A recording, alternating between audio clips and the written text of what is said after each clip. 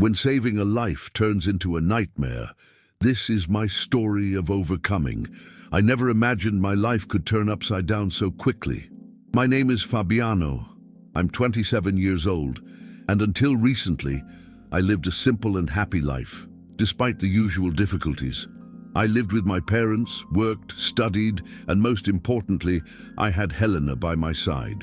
She was my passion, my best friend, and the person who made me believe that life was worth living, even on the bad days. It was 2023, and everything seemed peaceful until the day my reality crumbled. Before everything happened, I thought I had everything under control. Helena and I were inseparable, having known each other since we were teenagers. Our relationship had its ups and downs like any couple's, but I never imagined I would be about to experience the worst moment of my life. I believed that if I could just be close to her, I would keep her sane and happy. She, however, faced her own silent battles, which I would only begin to understand when everything was already out of control. The trigger came when one morning I received a desperate message from her. Helena was trying to take her own life. It was the cruelest moment I'd ever experienced. Running to save someone I loved while she struggled with her own pain broke me inside. After that, I thought things could only get better. I saved her, but that was just the beginning of a nightmare I never imagined I'd experience. What I didn't know was that, by preventing that tragedy, I had become the target of Helena's rage and revenge. She didn't want to be saved. She wanted control of her own story, even if it meant destroying me. Little by little, I realized she was using social media to attack me, spreading lies, distorting the facts, and building a network of followers who then harassed me online. I was the villain in the story she was selling to the world. I felt my life slipping through my fingers. My friends began to drift away. Work became untenable, and even my parents, who had always been my safe haven, suffered from the attacks. The fear of going outside, the lump in my throat every time my phone vibrated, the constant feeling of being watched consumed me. Anger and sadness mixed together in a mess I didn't know how to sort out. I almost gave up fighting, but what destroyed me most was the feeling of injustice. I had saved the woman I loved, and in return, I was being massacred, discredited, and isolated. It was hard not to go mad, but something inside me refused to turn off the light. I wanted to prove my truth, clear my name, and protect my family who were suffering along with me. It was a war I would have to face alone, or almost alone. That's when I met Beatrice, an old friend of Helena's, who refused to participate in that plan of destruction. She gave me hope. With her support, I began gathering evidence, talking to teachers, friends, and even the police. One of the defining moments was when Professor Carlos, a man of integrity and fairness, helped me obtain the school's security footage, revealing the truth Helena was trying to hide. Each small victory was a light in the darkness. Still, the struggle was daily. Helena and Enrique, her new accomplice, were relentless.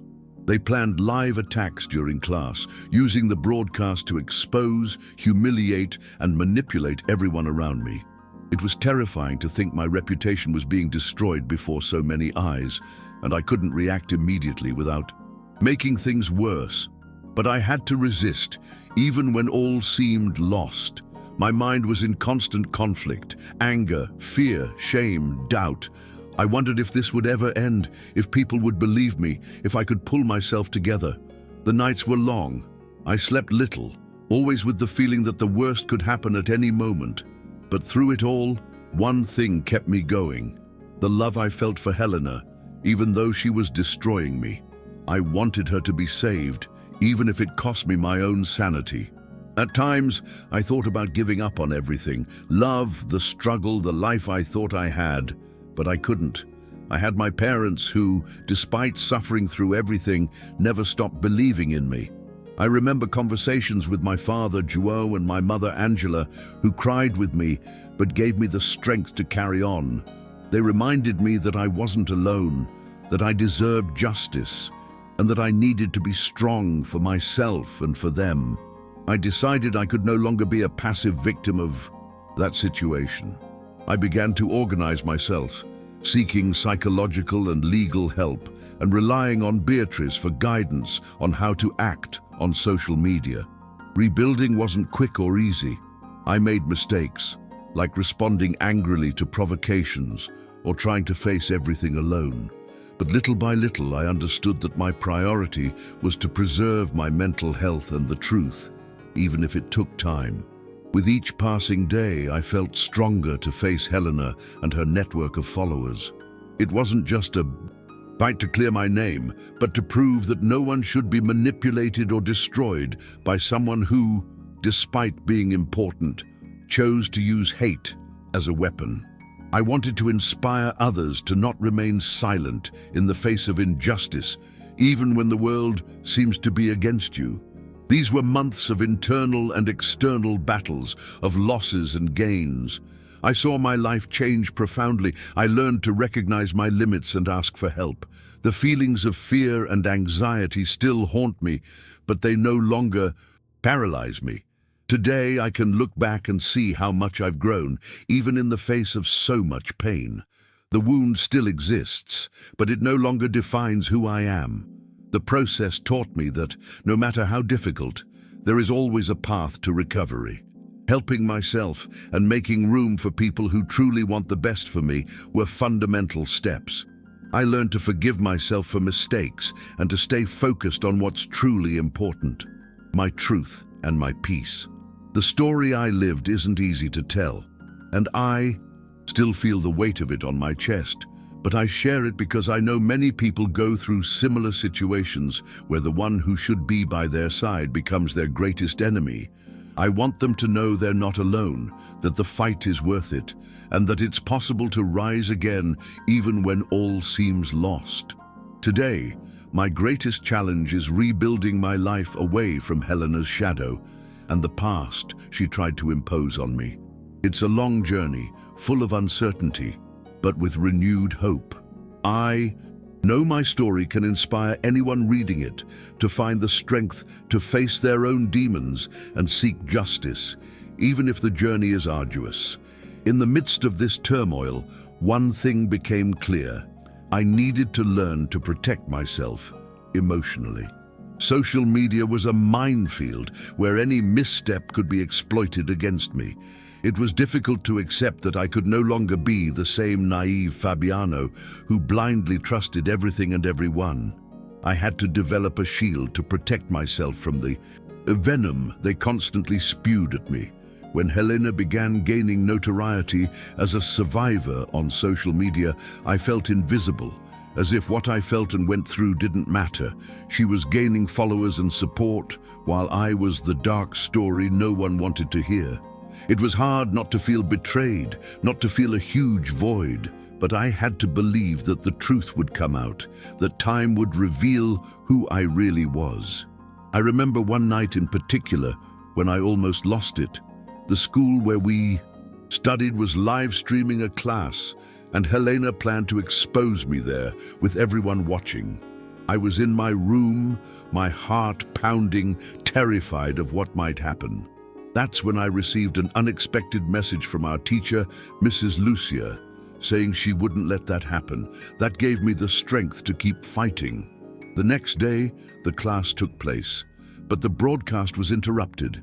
Donna Lucia did everything she could to prevent Helena from using that moment to attack me. It was a simple gesture, but it showed me that there were still people on my side, even when all seemed lost. And it was this kind of support that helped me resist, to not let myself sink into sadness and despair. Professor Carlos was another key player in this battle. He gave me the security footage that proved my innocence regarding Helena's accusations. These images not only gave me hope, but also a weapon to fight against the lies. Knowing I had real evidence and that someone trusted me was a turning point. But don't think that was all. Even with the evidence, the smear campaign continued. With each new attack, I needed to rally, to tell myself I wasn't guilty. There were days when I'd lock myself in my room, unwilling to leave, my throat tight, and the feeling that the world had closed in on me. The loneliness was cruel, but it was the price I paid for not keeping quiet. Beatrice, in turn, was an unexpected angel. She chose to stay by my side, even knowing the risks. We talked for hours, and I felt like with her I could breathe a little easier.